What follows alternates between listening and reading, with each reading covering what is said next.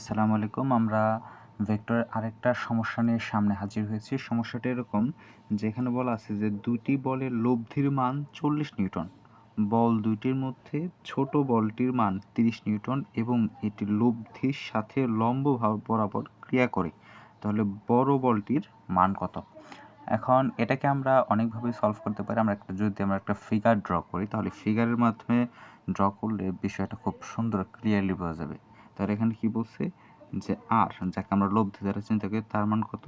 40। আমরা ধরে নিলাম যে ছোট বলটা হচ্ছে এ, যার মান কত?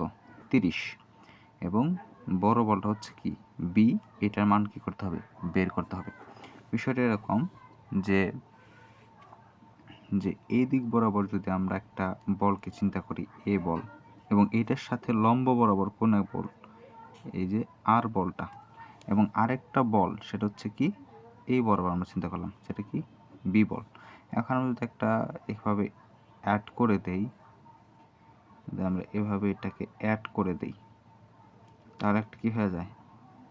সামান্তরিক হয়ে যায়। তাহলে এটা যদি বি হয় তাহলে কি এটাও কি বি হবে। এইটার ভ্যালু হচ্ছে আমার এর মান কত? 30 বলা আছে, আর এর মান হচ্ছে 40। তাহলে আমরা খুব সহজেই বি এর মানটা বের করতে পারি। তাহলে আমরা জানি যে এটা একটা যদি সমকোণী ত্রিভুজ হয়, এটা হচ্ছে ভূমি, এটা হচ্ছে লম্ব, এটা হচ্ছে কি অতিভুজ। তাহলে বলা যায় যে 30 square plus 40 square is equals to কত হবে? আমার 50 স্কোয়ার। 3, 4, 5 যে রেশিও আছে সেই রেশিওর ভাবে যদি আমরা চিন্তা ভাবনা করি তাহলে এটার মান কত হবে? 50 স্কোয়ার। তাহলে আলটিমেটলি আমার মান কত আসতেছে এখানে? আমার অ্যান্সার হচ্ছে 50 নিউটন। এটা হচ্ছে উত্তর।